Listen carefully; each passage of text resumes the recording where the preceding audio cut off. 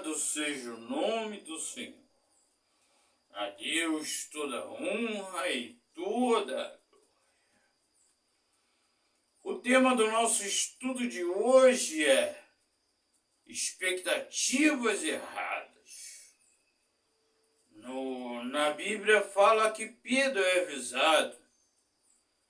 Está em Mateus 26, do 31 ao 35, que diz: Então Jesus lhe disse: Esta noite todos vós vos escandalizareis comigo, porque está escrito: ferirei o pastor e as ovelhas do rebanho ficarão dispersas. Mas depois da minha ressurreição, irei adiante de vós para a Galiléia.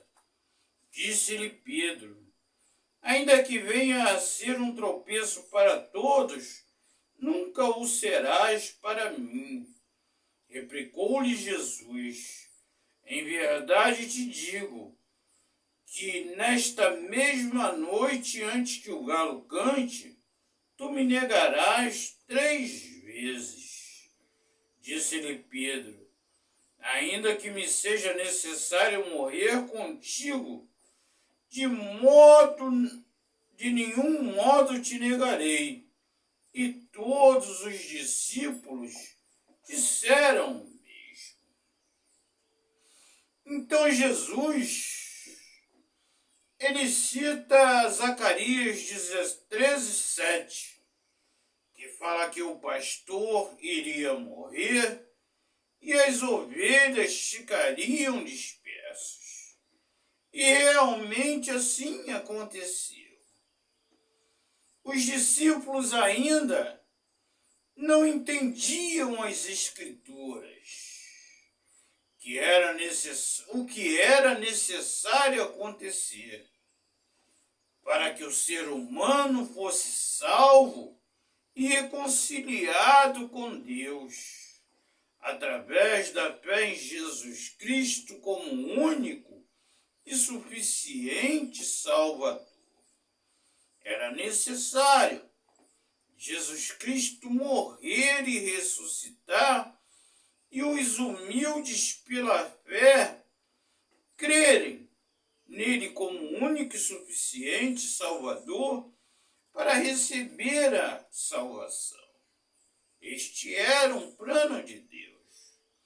Deus poderia fazer outro? Poderia. Deus é Deus, ele faz o que ele quiser. Mas era necessário que fosse assim. Escandalizar quer dizer se ofender. O ser humano esperava outro tipo de libertação, principalmente os judeus, que na época eram escravos de Roma. Eles esperavam um Salvador que viesse e os libertasse da escravidão de Roma e restaurasse o reino de Israel como nos tempos do rei Davi. E Israel comandava quase que o mundo inteiro da época, na época do rei Davi. E eles esperavam um libertador que fizesse como Davi e fosse até maior do que Davi. Pedro e os apóstolos, eles realmente estavam prontos a lutar por Jesus Cristo. Em Lucas 22:38, quando Jesus fala da sua morte, eles mostram 2 espadas para Jesus. Parece até que Jesus fica meio chateado quando vê que eles não entendem. Eles tinham arrumado espadas para lutar. E essa luta nunca deveria acontecer. Em João 18, 10, 11, Pedro saca da espada e corta a orelha do servo do sumo sacerdote chamado Malco. E Jesus coloca a orelha no lugar, Jesus cura e pergunta a Pedro: não beberia eu o cálice que meu pai tem preparado? E todos fogem. Todos fogem porque Jesus também fala para as pessoas que foram prendê-lo: não é a mim que vocês procuram? Deixai estes ir. Jesus, ele foi preso, como diz Zacarias, e as ovelhas ficaram dispersadas. E Jesus foi crucificado e Pedro realmente negou ele 3 vezes. Porque Pedro, os apóstolos e as pessoas tinham criado falsas expectativas quanto a Jesus Cristo. Hoje em dia nós vemos a mesma coisa. Falsos profetas pregando coisas que Jesus não falou e Jesus não prometeu. Que Deus não prometeu. Deus prometeu mandar um Salvador.